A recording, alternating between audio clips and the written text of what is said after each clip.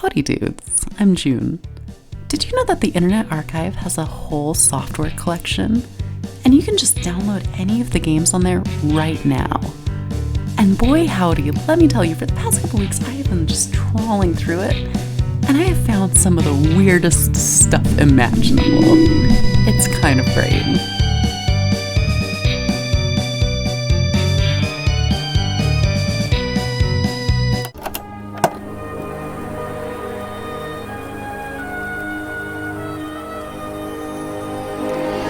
Do you remember Stargate? I remember Stargate. So much of my childhood, hell, so much of my adulthood has been spent obsessing over this show. It's not especially good, but it scratches that cheesy sci-fi itch that I only really get from Star Trek. This Canadian television show centers around an elite American Air Force team known as SG-1, led by Colonel Jack O'Neill, who's tasked with exploring the galaxy via a network of Stargates, wormholes placed throughout the galaxy by humanity's predecessors, the Ancients. They're not just explorers, though. The American military is fighting an evil race of worms that control human hosts known as the Goa'uld, who once ruled over Earth as the Egyptian gods thousands of years ago. Sometime around 2005, well into the show's run, a guy running under the moniker Sector 13 released a Stargate fan game called Stargate Adventure. I couldn't find a whole lot about this guy. I know that he made at least one other game that's buried in the depths of the Internet Archive known as the Infinity String, which I haven't played, but kind of sounds like, despite being an original story, loosely follows some of the plot points of Stargate. The only other piece of backstory I really know is that this game was made in a piece of software called Adventure Games Studio, which, to be honest, I didn't bother to Google. This game is a lovingly crafted piece of meandering fanfiction. Sector 13 really felt the need to include a little bit of everything from the show in this game, and as such it winds up being more of an episode of the show in its own right, just relayed in painfully slow text. Especially in the intro, this game opens with plenty of text. The entire story up to this point is explained in paragraphs of text thrown in our face. From what I can gather from the story, it seems that Anubis has died, except he was brought back to life somehow, and now he can't be killed all the way. My boy Anubi has learned of a galaxy-destroying superweapon located somewhere on Earth and has sent his forces to obtain it and destroy humanity. Meanwhile, at the same time, a race of cancerous robots known as the Replicants have also learned of this superweapon and have managed to hijack half of Anubis' fleet in order to claim the weapon for themselves. Dang, those are some pretty high stakes, right? I mean, I've got to admit, despite the dry text, I'm pretty stoked to see where this goes. Though, I have to admit, the writing's a little bit clunky, so I'm not entirely sure I know exactly what's going on. But anyway, the anticipation is killing me. Let's jump into the game. Starting out, Jack O'Neill and two other members of SG-1 portal onto the planet P3X677 in search of an incredible power source known as a ZPM to aid in their quest to beat the two races of aliens heading to kill the galaxy. But upon landing on the planet, we learn that the device that allows us to dial the gate back home has been broken, and in order to leave the planet, we'll have to find some way of repairing it. The first level makes for a killer tutorial section. Sector 13 found a way to teach us all of the basic concepts of the game in an environment where the objective is clear from the get-go. We have to learn the basic movement and interaction mechanics before we're allowed to progress past the first area, and when we're sent out to the greater planet, the puzzles we encounter are intuitive and logical. Plus, I gotta say, some of these graphics are pretty dang good. For a single developer making a fan project, Sector 13 did an incredible job wowing me from the start. Using some cryptic runes I found inside a little room, I was able to activate a stone control panel, and bam! There's a ZPM just like we needed. I guess the day's saved, right? Or is it? We dial back home to Earth to radio the all-clear to send in some more explorers to do a more thorough examination of the planet. Along with the extra explorers comes the final member of our SG-1 crew, our resident linguist Daniel Jackson, who stumbles across a hologram which tells us that without the ZPM installed, this whole planet's doomed. There's a force field protecting the planet from its sun or something like that, and without it, the whole planet is going to get sterilized. Dang, so that's pretty intense, right? So on top of having to save the galaxy from these two evil races of aliens, we also have to save this planet? Potentially? It's not quite clear, but oh. Okay. I guess we're going to let it die. I mean, we don't even know if there are people here. Anyway, I guess if we're just going to let this planet die, I think that's pretty much all there is to do on this planet, so I feel pretty confident heading back to... Wait, do you see that? There, right there. Do you see that?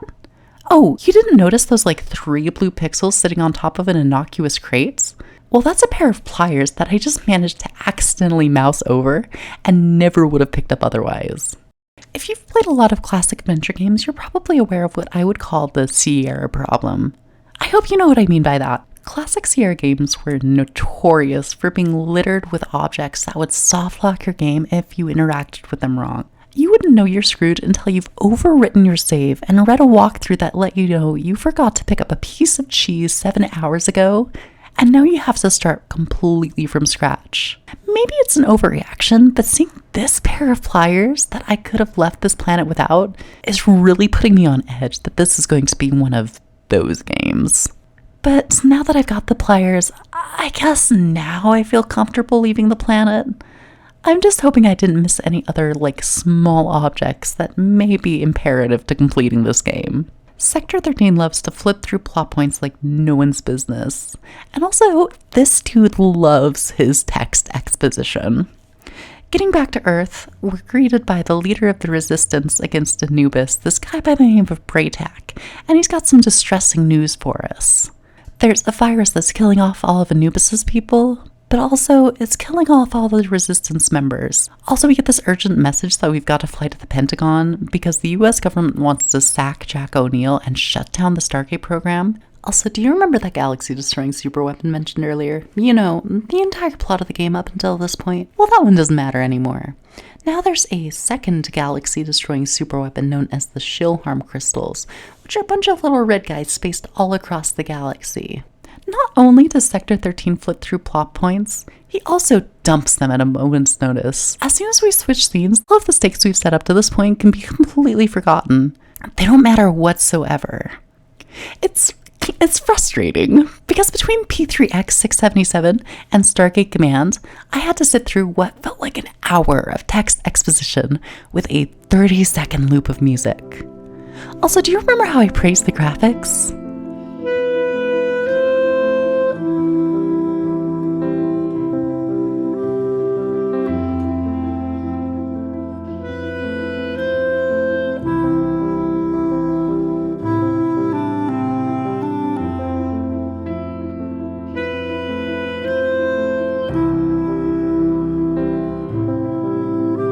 Oh shit.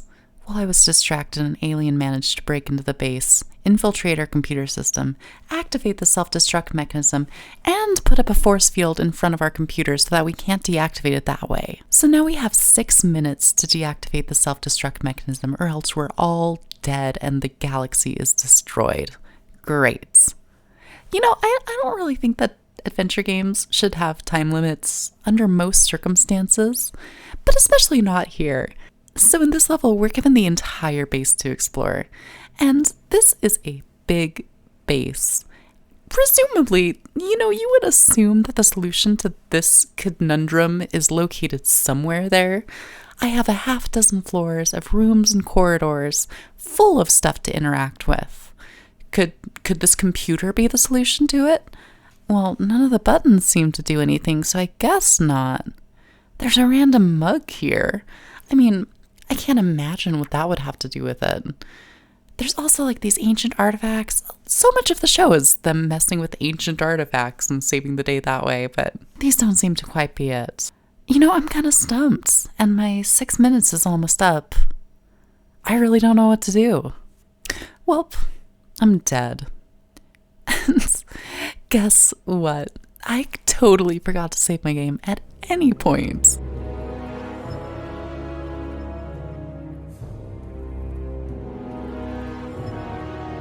And I'm really starting to suspect that this is a Sierra-style hell. So let's speed run P3X whatever. I finally managed to beat the section after dozens and dozens of 6-minute segments. Do you want to know what the solution is? It kind of caught me off guard. The solution isn't anything in anywhere of the base. The one screen we started on, if you shoot this lamp, it'll destroy the force field, and he can just go in and type, "Please don't explode," on the mainframe computer. So yeah, that's great. Day saved, I guess. My sanity is a little depleted, but at least the world is all right. So now that we don't have to worry about that anymore, I guess it is time to worry about the Shilharm crystals again. And apparently we're off to the planet Chulok, because for some reason one's located there, and for some reason we know that. I'm sure that was explained somewhere in the block of text that I just sat through, but I was like only halvesies paying attention. So it turns out I didn't need to rescue those pliers after all. I know that because there's a shopkeeper who will only buy objects that you don't need for the plot. So yeah, I guess at least I got a few coins for it. I trade her the pliers for a map to this hole in the ground where the Shilharm crystal is located. And it turns out my compadres are already there waiting for me. They managed to get themselves stuck, so using some rope and my fierce strength, I single-handedly rescue them and then climb down the hole to join them. There's a secret passage that can only be opened using this tile puzzle, but it's not a normal tile puzzle. I'm sure you've played those. I think that there was a widget that came with Windows Vista with a tile puzzle, but it's not one of those. It's the same concept, but this one you can only interface with by using these weird buttons. You've just got to figure out what button does what, and even though they're not arranged in any order, just keep track of that in your minds. Down the secret passageway, we're greeted by this hologram that tells us that in order to pass this impenetrable chasm, we have to rely on the help of an animal to guide us. I was really freaked out because I was really fucking stupid, and earlier in the map, I saw a bird cage. My solution to getting the bird cage down was to shoot it for some reason, and there are lots of birds in Chulok, so I was like, oh, dang it. I need a bird, right? But no, luckily for me, it's not that at all. And when I sold the pliers, I also managed to buy a pair of bull horns, which apparently fit into a little slot behind this torch. In hindsight, I can see what Sector 13 was going for here. When you put the bull horns on the torch, it looks like a bull and little eyes pop out. But in the moment, I was stumped. And so expecting me to put two and two together that this torch is actually supposed to look like a cow, it took me a minute. But once we've done that, we can pass the chasm and there's a Shilharm crystal. And immediately we get abducted by a Roswell alien who's actually a Nordic god. It turns out that Thor has been kidnapped by Anubis, so he's going to whisk us off straight to Anubis's headquarters. And yeah, I guess that's convenient. We were going there anyway. Sucks about Thor. So landing there, we're given some supplies by the Roswell guy. We've got some grenades and some C4 and some other stuff. And if we drop one of the grenades down this pipe, it'll bring up one of the guards to investigate, who we can then kill dead and slip into the base past this force field. Inside, it seems like Anubis has got quite the genetics lab going on. There are a bunch of the aliens that turned on the self-destruct sequence earlier, and we even have to face off against one by blasting it with some steam to death. Finally, we get to Anubis himself. It's time for our glorious final battle. Oh, ho, ho, ho. What japes, what a ploy. It turns out he never even had Thor. This is a little concerning. He's got 3 Shilharm crystals, and I managed to only get 1 before we were abducted. He starts zapping me and zapping me and zapping me and sucking my life force out. And I'm on the verge of dying when I start punching him and punching him and punching him, and then I activate my Shilharm crystal. And guess what? It turns out that mine actually has the power of 3 Shilharm crystals, so he's vaporized instantly. Sector 13 kind of writes like that asshole kid you would play pretend with in elementary school. You'd shoot him with your laser gun, and he'd be like, oh, nuh-uh, I've got a laser gun proof shield. And so you'd be like, well, I've got a laser gun proof shield penetrating gun. And he'd be like, no, that's fucking cheating, you asshole. Except it's in reverse. But yeah, I guess that's it. Anubis is defeated, and all of our comrades show up just in time to have a little bit of cheeky banter. And credits. I think that this game really does have some good bits. It's got an intriguing story, and as a passion project, oh my god, huge props to Sector 13. I wish any of the games I had made as a teenager, or even as a young adult, were even half up to the same level as this game is. But at the same time, like, it does have its weak spots, especially when it comes to the dialogue. Like, oh my god, I don't know how many times I can talk about this dialogue in one video, but there's just so much of it. Nothing is told through environmental storytelling. It's all just straight dialogue. And in editing this video, I looked back and I was like, oh shit. There are so many, like, clues to puzzles and so many story items that I just didn't pick up on because the sheer amount of text dialogue in this game and the fact that, like, plot points only last for like 2 minutes before being forgotten really conditioned me not to pay attention to the plot or anything anybody was saying. I think if there was like a little bit less text and more gameplay, I could forgive a lot of the kind of clunky puzzles. Because again, this game does look good in many places, and it is fun, and I would have loved to see the story executed, you know, maybe in a more traditional adventure game way. After I finished it, I did a little bit extra research, and I found out that there are actually some like secrets and Easter eggs you can unlock. But I can't bring myself to play it a second time. I had a good romp. I enjoyed it. But I think I'm going to slip this one back into the Internet Archive filing cabinet. Probably never think about it again.